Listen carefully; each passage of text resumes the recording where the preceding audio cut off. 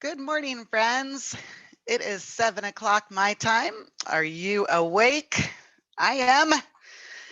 I am Mindy Foote, and I'm here to do another AP Music Theory lesson with you today.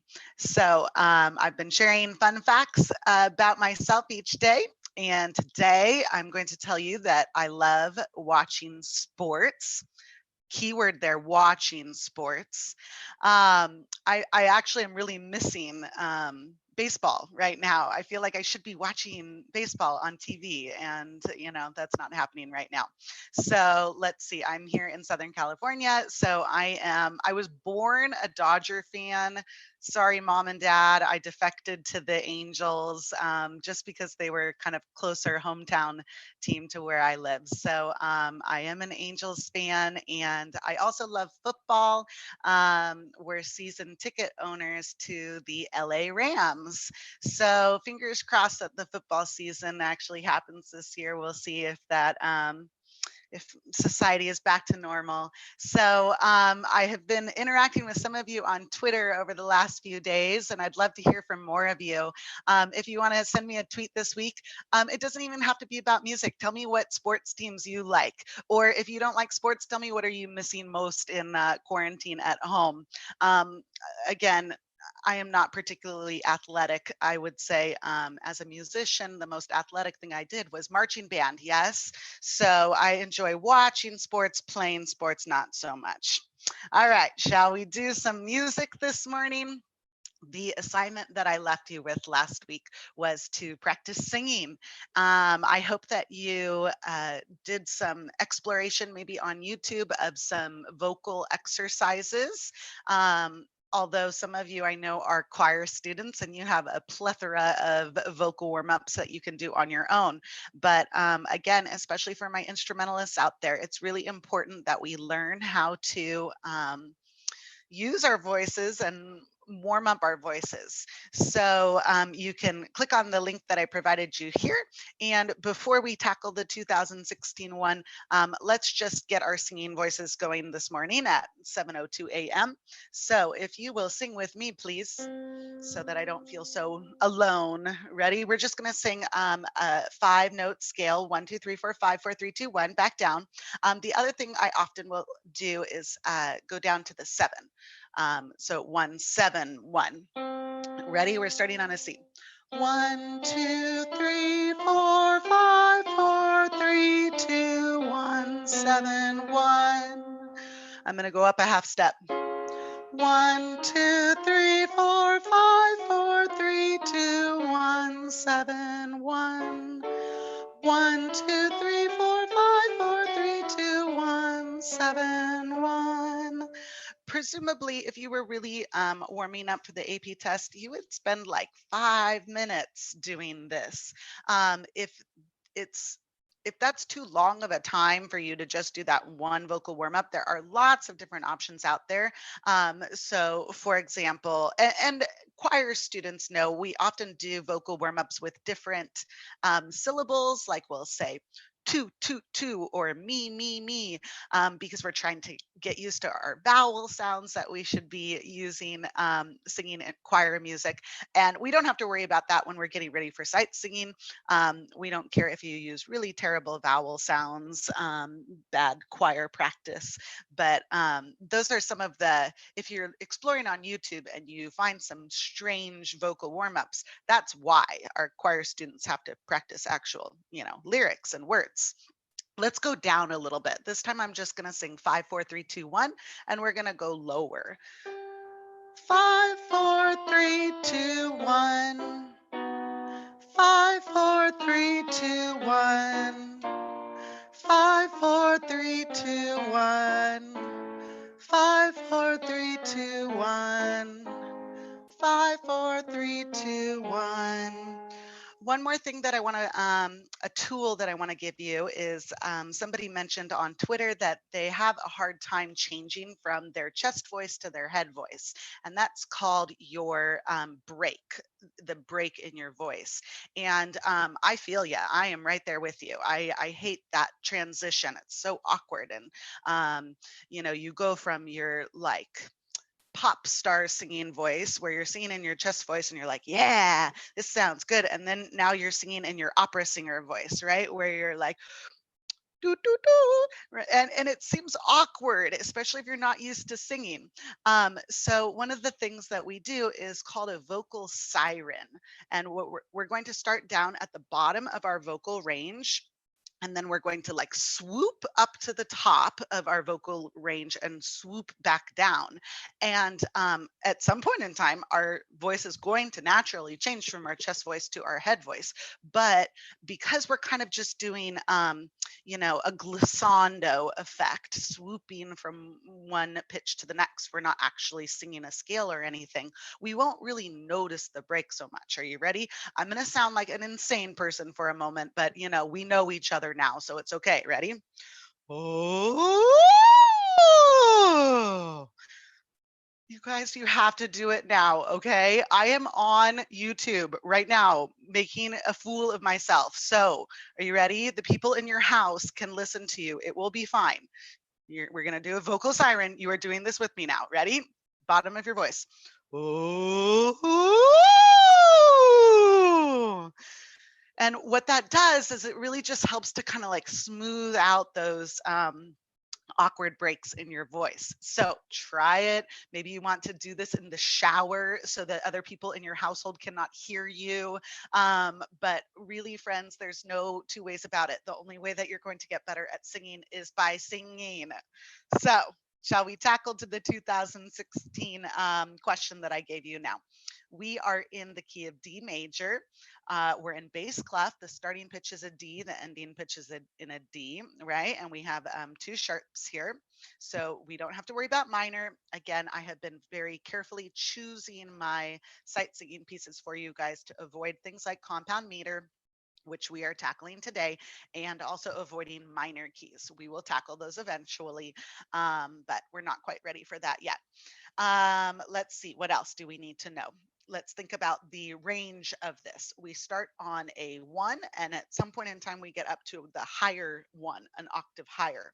So they will give you the starting pitch on the AP test.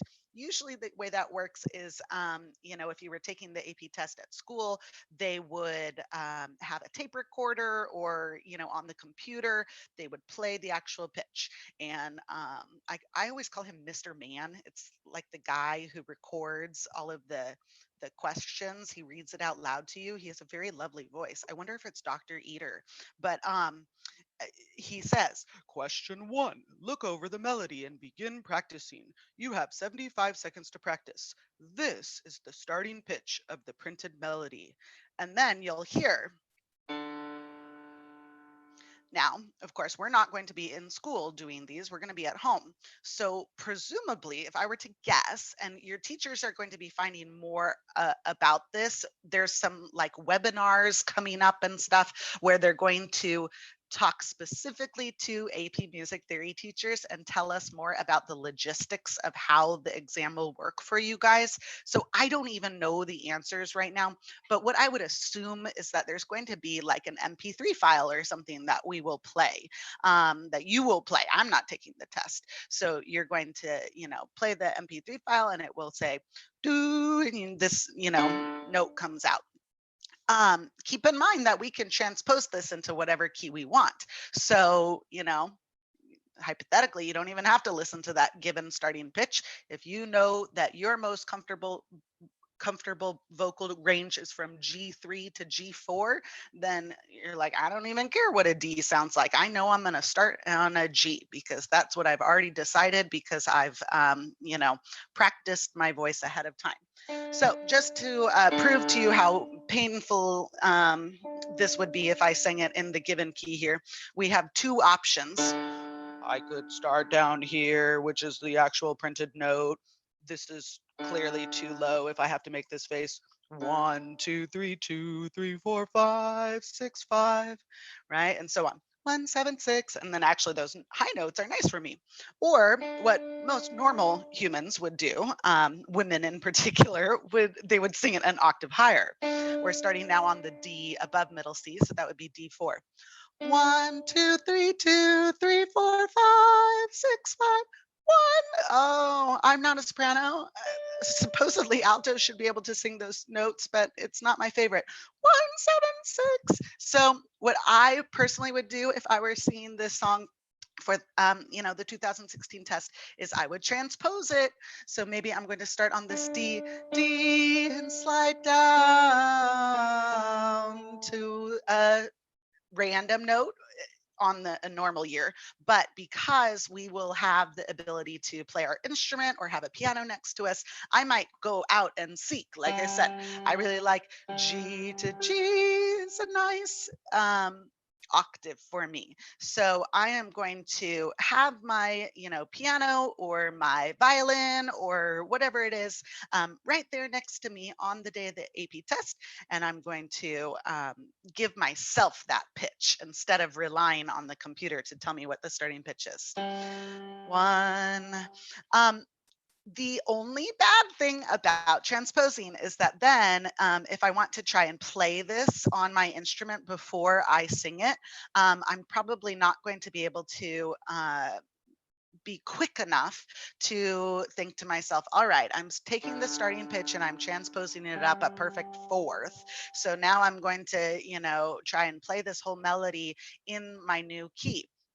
Instead, and some of you are talented enough that you could do that no problem.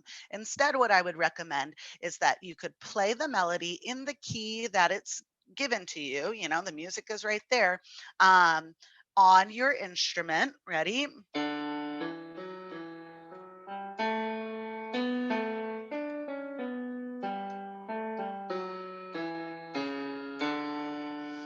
And then you're going to change the key into whatever vocal range is appropriate for you, and start from there. Okay. The other thing is, this, you have 75 seconds to practice. I'm not sure if that's going to be the same for 2020. I assume it is, but we'll find out more about that as the test approaches. During those 75 seconds, that's when you're playing it on your instrument, you're deciding what key you want to sing it in. And also what I would recommend that you do is isolate some of the tricky intervals. For example, this particular melody, when I look at the first phrase, I'm like, ooh, looking good, all conjunct, 1, 2, 3, 2, 3, 4, 5, 6, 5. And remember, you have a pencil and you're actually writing on the music all of these numbers or solfege syllables. But then when I look at the second phrase, we've got a leap in there, 1, 7, 6, 4. And that I feel like is probably the spot where some people might struggle. So what I'm going to do is I'm going to isolate just that second phrase. 1, 7, 6, 4, 1, 7, 6, 4, 6, 4, 6, 4, 6, 4, 5, 4, 3, 6, 4, 5, 4, 3, 6, 4, 5, 4, 3. How do we learn things? Repetition. My avid students know that out there, right? Repetition. So 1, 7, 6, 4, 5, 4, 3, 1, 7, 6, 4, 5, 4, 3, 2, 7, 1, 2, 7, 1, 2, 7, 1. Again, this is not the key I'm planning on singing it in, but it's easier because I've got my piano next to me here. I know Dr. Eater has given you all some resources about common phrase endings, and phrase beginnings. Repetition, that's how we get better at something. So for example, this 271 is a very common pattern. For me, when I look at the ending, I'm like, yeah, I don't need to practice that. I'm used to that. It's that 6-4 that's a little concerning. And then maybe I'm going to transpose it. I know I'm going to be singing in the key of G instead. So this 1764 part would be actually up here. 1, 7, 6, 4, 5, 4, 3. 1, 7, 6, 4, 5, 4, 3. 1, 7, 6, 4, 5, 4, 3. This is called practicing, right? When we don't just start at the beginning. I see a lot of students who they don't really know how to practice their instruments. They think I'm going to start at the beginning of the song and I'm going to play to the end of the song. And instead, what we need to do is we need to chunk it and just break it down into the tricky parts. All right, without further ado, shall we actually sing this entire thing together? And I will stop torturing you with this particular one and start torturing you with new things. Ready? 1, 2, 3, 4. 1, 2, 3, 2, 3, 4, 5, 6, 5, 1, 7, 6, 5, 4, 5, 4, 3, 2, 7, 1. Friends, I just practiced that 700 times and then screwed it up on the test. Well, you know. Um, uh, what you should not do is laugh like I did. You might lose your flow point there, and the little hesitation. Instead, honestly, I sing the right note. I just said the wrong word, right? Instead, what you should say is 1, 7, 6, 2, 5, 9, 14, 2, 7, 1. Right? It doesn't matter what syllables we use as long as we keep going, which is of course hard to do when you know you messed up. You're like, whoop, keep going. All right, friends. Today, section 1.8 is about rhythmic patterns, and I want to focus specifically on compound meter today. And originally, I had planned on coupling this with some topics from section 2.13, which is rhythmic devices, but I'm going to get back to that in just a second. So rhythmic patterns, I know for some of you, this page is not particularly interesting. Honestly, this page is more for your teachers so that they can see what I'm pulling the content from. And what I want to point out here is our suggested skill for section 1.8 is about sight singing. Apply knowledge of musical symbols and terms to sing the pitches and rhythms of a notated melody. In our essential knowledge over here, I have highlighted simple beats, and we'll talk about the difference between simple and compound in just a bit. Simple beats have a limited number of rhythmic patterns. Compound beats have only a few more possible rhythmic patterns. So if we know what those patterns are going to be, what our possible menu of rhythms are, it's going to help us a lot on the sight singing. Like I said before, I was originally planning on also talking about topic 2.13.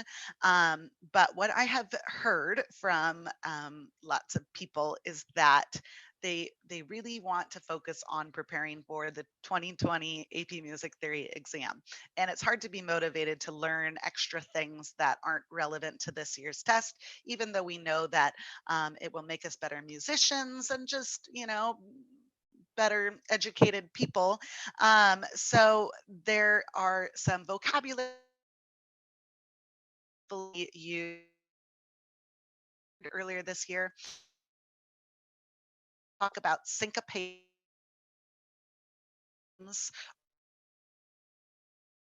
I on those words. Actually, if you are going to go on and study more music, maybe you're going to be a music major in college, then we definitely want to know what syncopation and hemiolas are and such.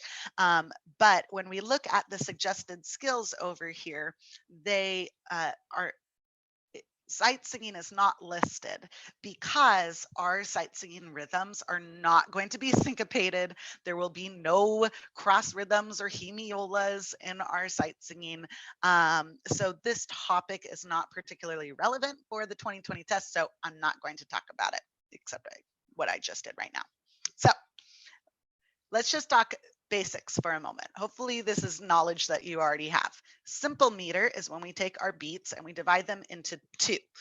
We could also divide them into four, but let's just think two for a minute. Compound meter is when our beat is divided into threes. So we can have 2/4 time. We would count this maybe 1 and 2 and 1 and 2 and in example 1 here. Ta, ta, ta, ta, ta, ta.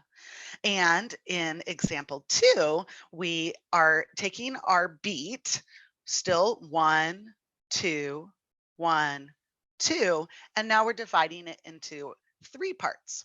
We often use these syllables 1 and 2 and 1 and 2 and now you could also count it 1, 2, 3, 4, 5, 6. 1, 2, 3, 4, 5, 6. Because as we know, 6/8 refers to the fact that there are 6/8 notes in each measure. And 2/4 indicates that there are 2 quarter notes in each measure. In 6/8, though, I would actually dissuade you from counting it 1, 2, 3, 4, 5, 6, 1, 2, 3, 4, 5, 6, because if you listen to how I'm emphasizing my numbers there, we need to make sure that 4 stands out. 1, 4, 5, 1, 2, 3, 4, 5, 6. There's really only 2 beats per measure, and each beat is a dotted quarter note. So we also need to talk about duple meter, triple meter, and quadruple meter.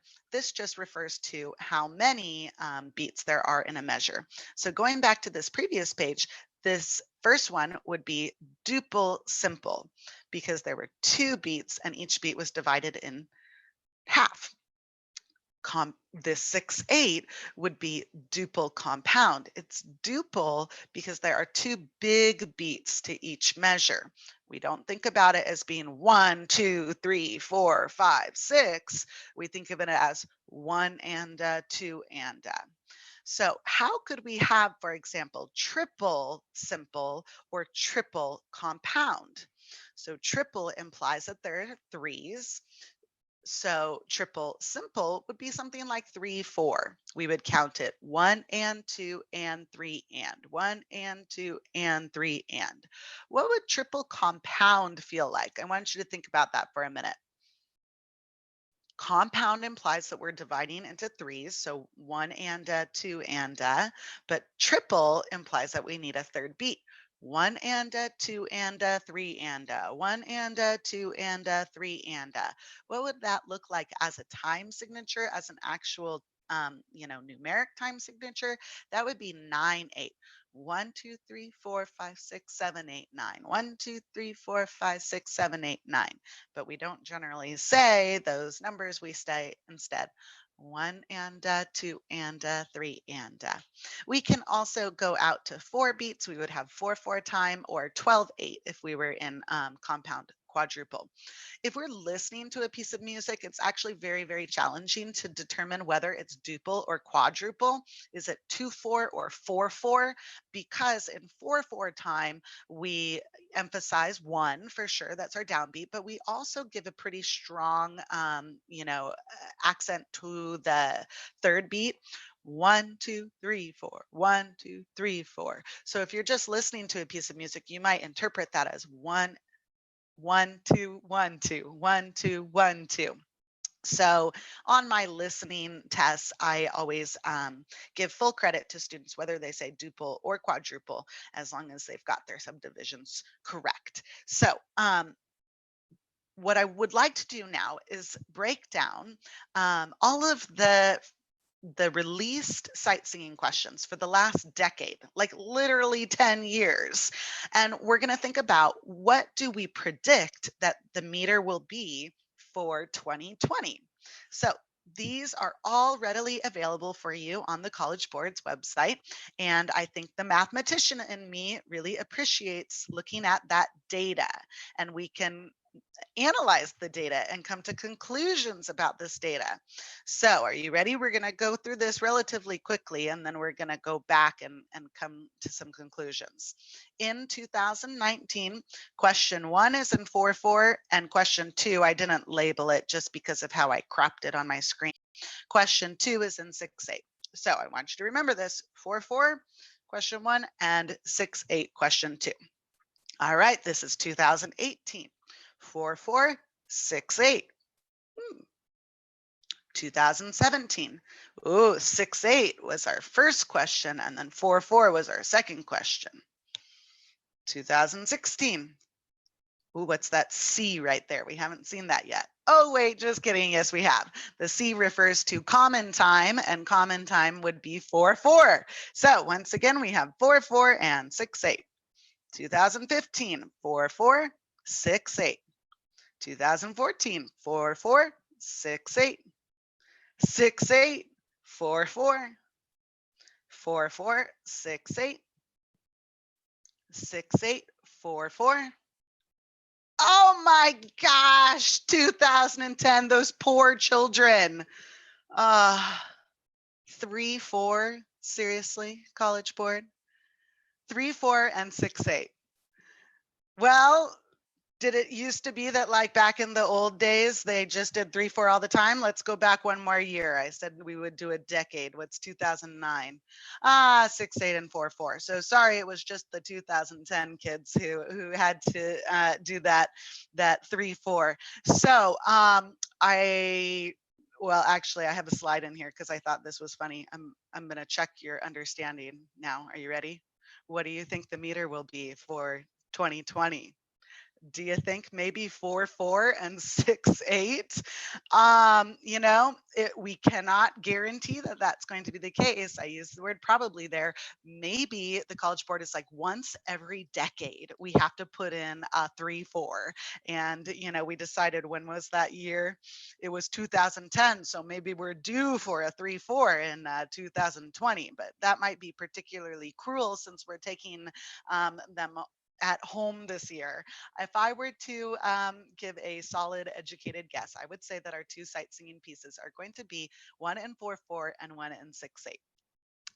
What I would encourage you to do, we don't have time to do this together right now, but especially those of you who are watching this later on a recording, right? You can now go back in the YouTube video.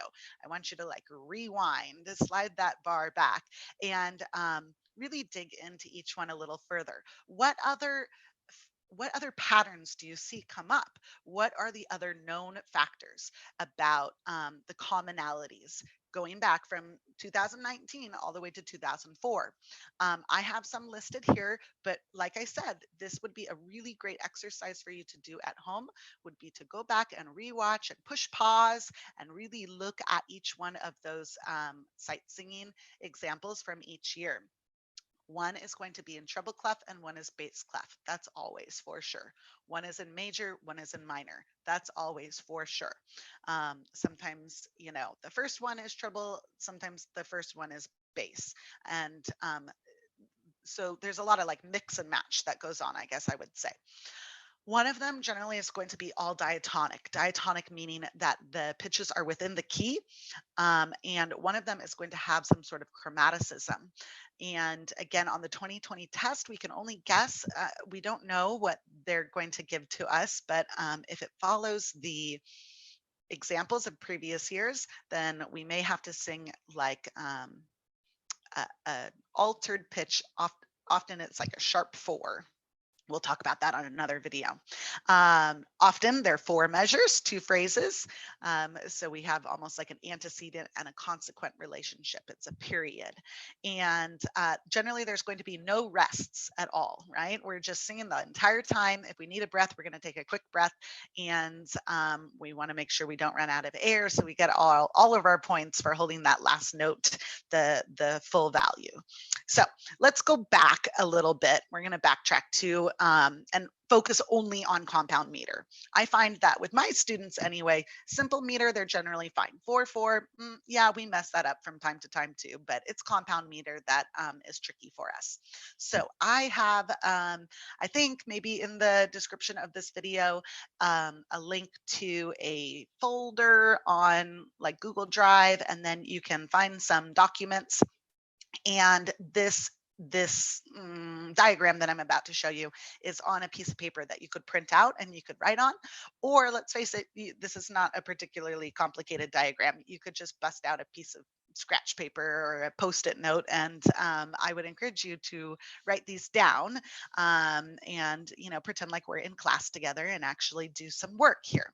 So common rhythmic patterns in compound meter. This would be, of course, one full beat. 1, 2, da, da, 1 and a 2 and a. But I'm just thinking 1 and a 2 and in my head. If I were to perform this rhythm, I would simply go ba, ba, ba, ba, ba, ba. I'm sorry, it's impossible for me to perform 6/8 without bobbing my head like that. All right, next we have 1 and a 2 and a 1 and a 2 and a ba ba ba ba ba ba ba ba ba ba ba ba ba ba ba ba ba ba. When we perform this, we do want to kind of emphasize the second beat there. We don't want to just be very robotic da da da da da da da da da. We want to make it more musical.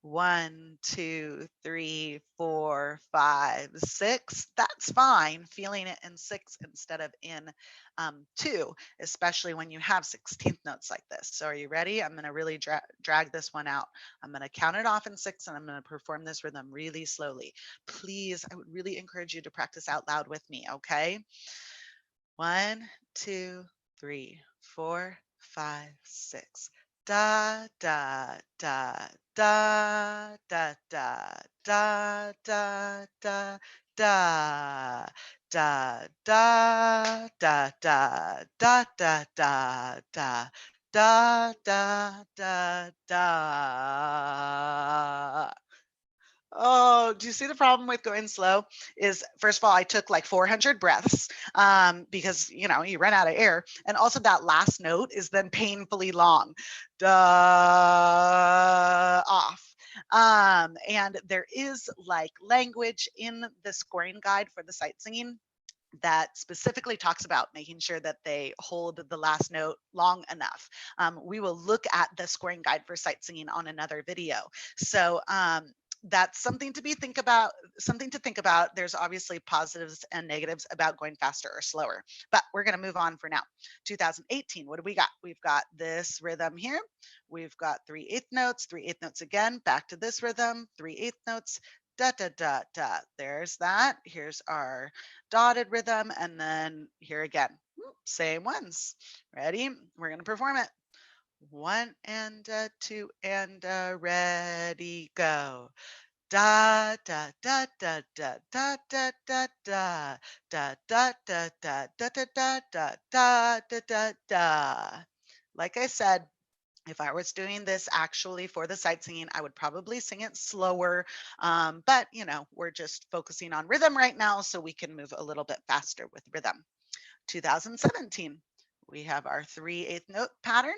We have our 1/4 We have this guy right here in the second measure, followed by this. Third measure, we've got here and here. We've got here and here.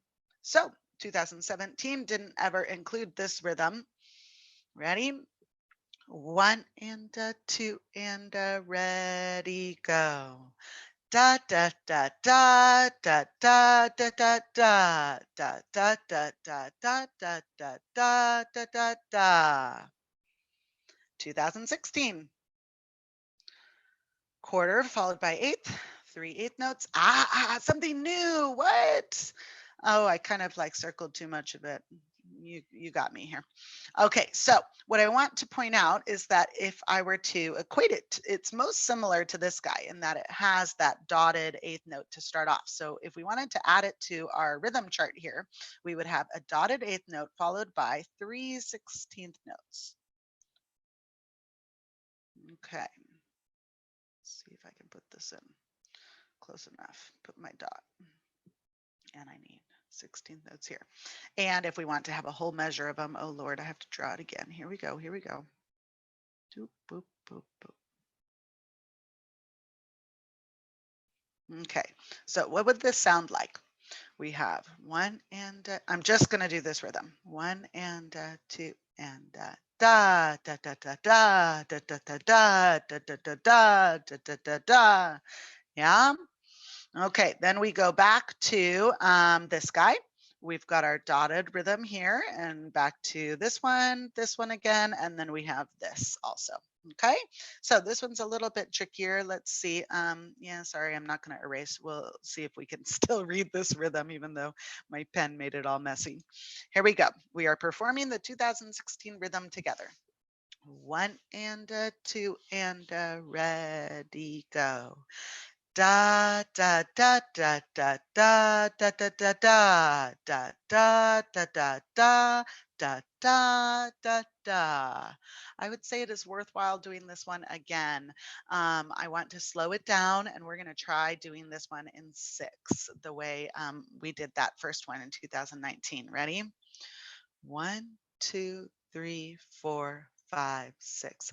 Da da da da da da da da da da da da da da da da da da, da. I don't know if you've heard, but when I have these dotted rhythms, what I often like to do in class, I'll usually kind of like slap my leg, or I'm slapping my table here, or you could clap your hands. Sometimes when my students are performing, what I do is I'll say during that dot.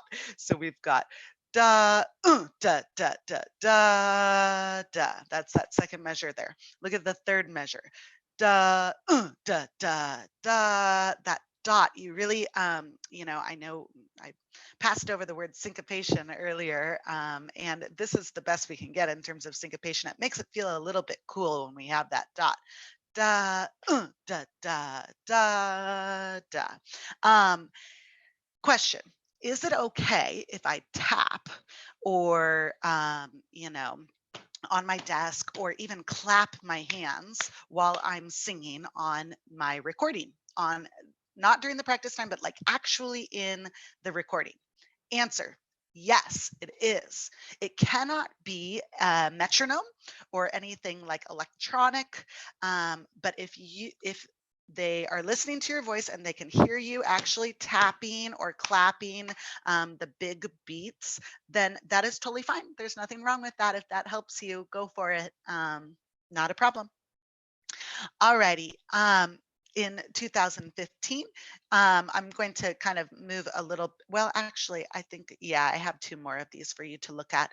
2015, I'm going to kind of gloss over a little bit. There's nothing new in this one. But in 2014, I want to point out to you this guy right here is I would say it's like an iteration of this, where we have those 2/16ths that have just moved over to the second eighth note instead of the first. So I would encourage you to write that in on our chart down here. On the piece of paper or the little post-it note that you're taking notes on.